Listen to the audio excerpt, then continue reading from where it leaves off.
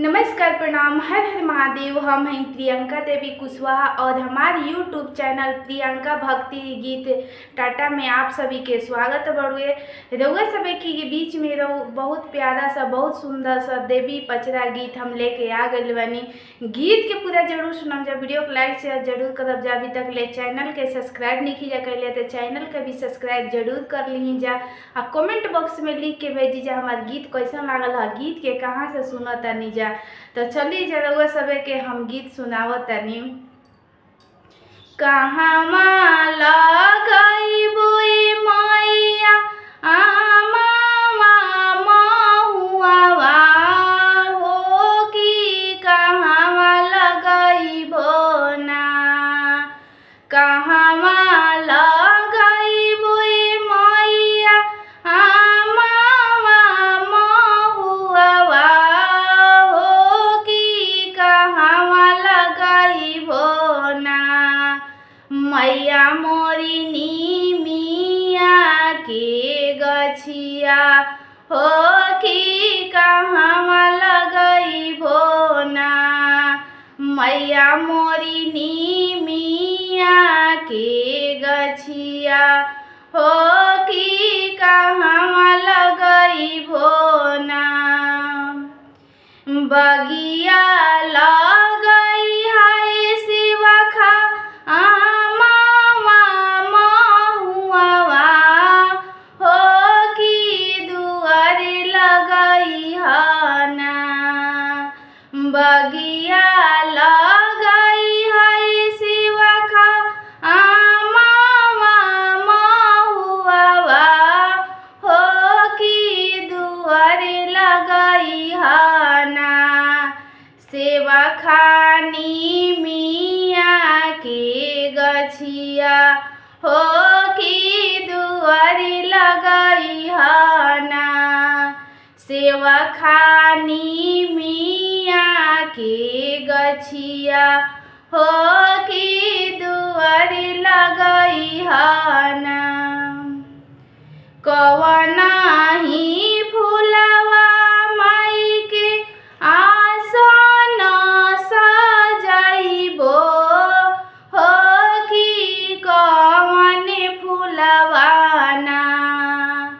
कवना ही फूलवा माई के आसन सजाइबो हो कि कवन फूलवा ना। माई के करबो सिंगरवा हो कि कवन फूलवा ना।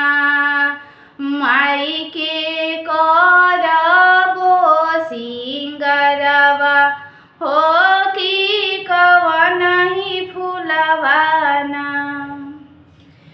बेली चमेली फूलवा माई के आसन सजाइबो हो कि ओढ़ौले फूलवा ना। बेली चमेली माई के आसन सजाइबो हो कि ओढ़ौले फूलवा ना। माई के करबो सिंगरवा हो कि ओढ़ौले फूलवा ना। माई के करबो सिंगरवा हो कि ओढ़ौले फूलवा ना।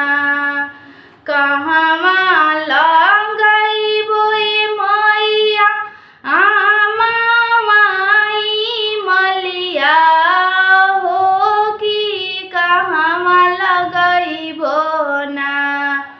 मैया मोरी ओढ़ौल के गछिया हो कि कहवा लगइबो ना। मैया मोरी ओढ़ौल के गछिया हो कि कहवा लगइबो ना। बगिया लगई